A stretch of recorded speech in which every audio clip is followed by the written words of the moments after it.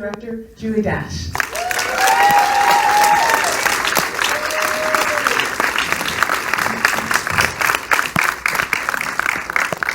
Hi, thank you for coming out this afternoon. I was telling them, I'm not walking up there. I have astigmatism. When I see these lines, it all blends into one. So anyway, yes, thank you for coming out. We're so pleased to be here, and we're so pleased to have a re-release by Cohen Media, to have a restored film, to have it restored to the way it looked more than 25 years ago. My God. Because it's more than 25 because we actually shot in 1989. So, before most of you were born. I know. But I will be back afterwards so we can have a short Q&A. But this is a story about a family during the Great Migration, and it's told through the lens of the women in the family who are the carriers of traditions and beliefs from their Gullah family. So, yeah, I'll be back. Yeah, please stay with me. Thank you. Well, what a beautiful film, and it's a beautiful restoration as well. Yeah, It really, really is. And so, can you talk a bit about that process? I know they found, Tim Lanza went and found the original print and did some restoration. Right, we went back to of course, we shot celluloid film and in a non-digital space, so we had to scan the negative, and that was done, and then AJ came in, Arthur Jafer, who was a cinematographer, and he worked on the color timing of it in the digital space, and so it's all new. And what was that like, going through that process and revisiting that, the shoot, the story, that time in your life again? Well, it was a long time ago, but it was, we thought about the gnats and shooting on that landscape, which was very difficult then and now. We shot with all natural lighting, no lights, just reflectors. And we planned it out very carefully to make sure that the complexions would work well with the color stock negative we were using, and against the white dresses and the sand. It was difficult for him, and I think he did a great job.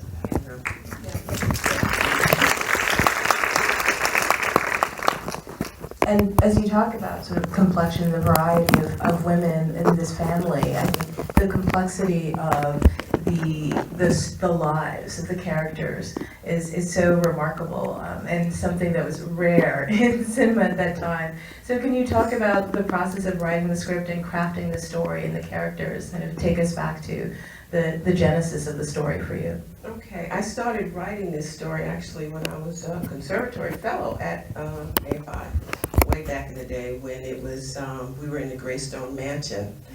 And I had been a lover of foreign films all my life, even though I was in my 20s, but all my life, yeah.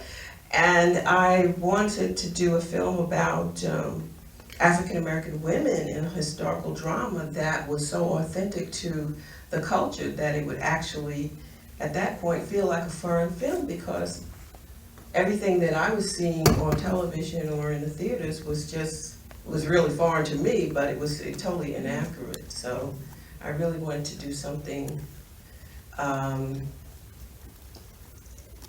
an epic scale with low budget. So, yeah. Yeah, the especially that question of, and that issue of seeing African American women in the 1900s, and those costumes and with the hair, and I think, and so beautifully photographed. When knowing that this was your goal and that you want it to be epic, how did you go about casting? Oh, the casting was easy because I'd worked as an independent filmmaker for so long in the capacity of craft services to sound to first AD on films made by Charles Burnett and Haile Garima, that I simply went back to the actors who had supported Black independent film for many, many years. So like the Nana Pazant character had been in many of Haile Garima's films, Charles Burnett films, Billy Woodbury's films, and then Barbara O, who was Yellow Mary, I worked with her, while I was in graduate school on Diary of an African Nun, and she was also a first AD on several of those films. So everyone you see had, in some way, been very supportive of independent Black cinema, including both East Coast and West Coast. Yeah, and like Mr. Sneed, that character was in Jamie, and She's Gotta Have It. And Alva Rogers was one of the wannabes in School Days, and so there are a lot of recognizable faces. Trula Huzia was in Charles Lane's Sidewalk Stories. And so you also talked a bit about the challenges of shooting and the challenges of the location. I'd love to hear more about that. Well, we were shooting along the Atlantic coast, so, things would change, in a heartbeat. Sometimes there would be a windstorm or a squall would come in or the sea would roll back on us. And so one of the things I did, because I was a big fan of John Sayles, so he once wrote in one of his books that you always have to keep scenes in your pocket that you're ready to use that are not necessarily scheduled that day. So I had scenes in my pocket for whenever it would rain or there'd be a windstorm, and we would just stop shooting what we were shooting and go to the scene that was in my pocket. And so that was very helpful, thanks to John Sayles. Well, on that note too, you've been an influence on many filmmakers and many producers and curators. Can you talk about the filmmakers? You talk about your love of foreign cinema, who influenced you. Oh, absolutely. Sajiad Ray and his Abu trilogy, and Kurosawa and Ozu and Tchaikovsky and just Desika with the neo-realism, filmmakers from the neo-realism period. Everyone. But I just love art films. Well, that's evident that this was really, I think that's what was so exciting about it, that it was really, it was like a foreign film. It was an art house, independent film made by a Black woman, which was rare at that time. Oh, yeah. and at times now, I mean, sadly. So can you talk about, at that time, the film's reception? It was at Sundance and its life sort of post-Sundance, that experience.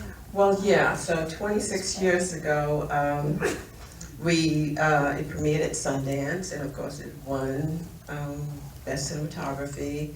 And after that, we kind of waited a year before we could get distribution from Kino International. It had a mixed response, some people either loved it or hated it or both, But everyone had no one forgot it, let's put it that way. And that's good. I think that's good to to elicit a strong response, whether it's as good or bad, but because, as filmmakers, we're growing, we're learning, and we're exploring and experimenting, and it's good. Well, I would say certainly that the responses that I'm most familiar with are the strong ones in a positive way. So I do want to open up some questions. I'd love to hear from the audience if they have some questions. I see a hand up in the back, yes? I'd like to know whether the film is based on actual Gullah family and their traditions on the islands, or whether this is all research and somewhat fictional. It is based upon actual historical events and issues. It is not based upon my family, even though my family is from that region.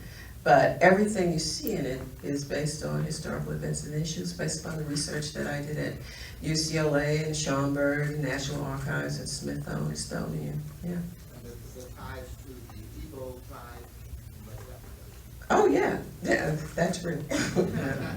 There are multi-ethnic groups that were involved with the forced migration, and all along the coast. There are many points along the coast where people say this is where it actually happened to Evo Landing.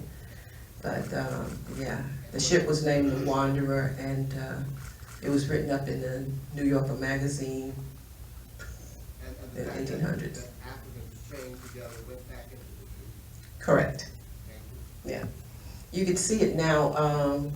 I think they have some more about that at the new museum in Washington, D.C. Yeah, it just recently opened. Yes. The movie is absolutely beautiful. Thank you.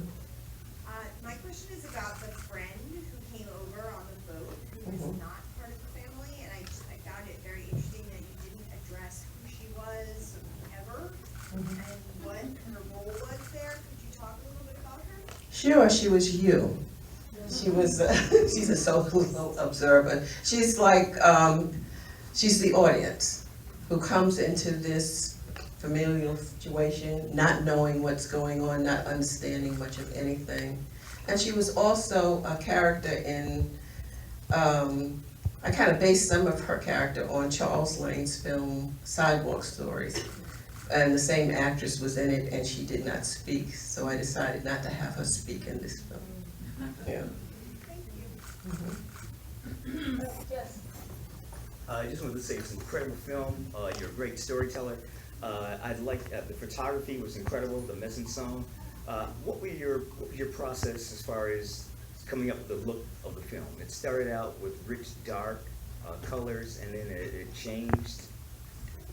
Well, the rich dark colors were inside of the shack, the shanty. And then when we went out on the beach, you know, it took a lot of work to control the lighting on the beach with the dresses and the white sand and white dresses and against the complexions. And once again, like this was celluloid film. So it was very difficult. I composed my scenes as tableaus, meaning I composed them like pictures that would be in a scrapbook, a family scrapbook, because this is all, one of the themes was recollections, memories. Can you talk a bit about how, you talk about how there's a personal connection in some way, some of your families from that area, the memories that perhaps inspired some of these tableaus? Well, there was a lot that went on in my childhood that I did not understand, and when I would ask about it, you know, I would not really get an answer from anyone in my family, because at the time, to be called a Geechee, to be known as a Geechee, was something that was not a good thing. And so I didn't understand these things until much later, till I was in graduate school, and I was able to do research on them. You know, and like one of the things is having a glass of water on top of a letter underneath the bed. What does that mean? You know, it's just like, oh, never mind. So is that the sort of thing that aunts or family members would just brush away and not Yes, explain? yeah,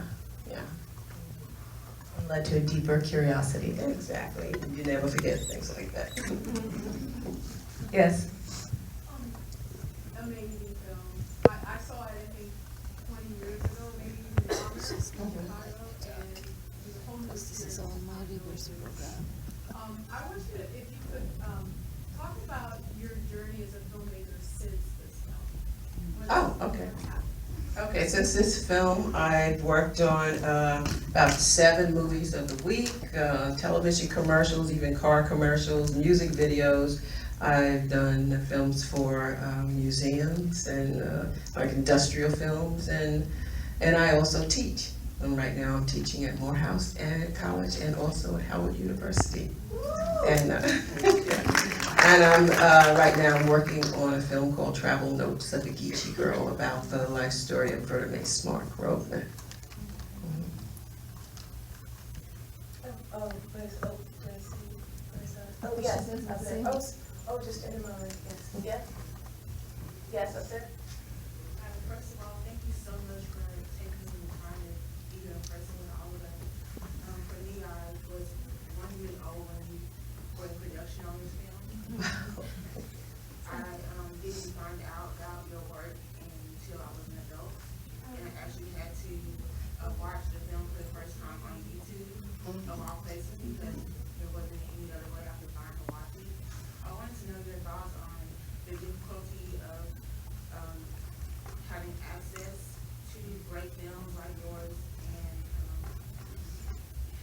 wonder if there's anything this generationally from young people not being able to, you know, sort of partake in the best of art.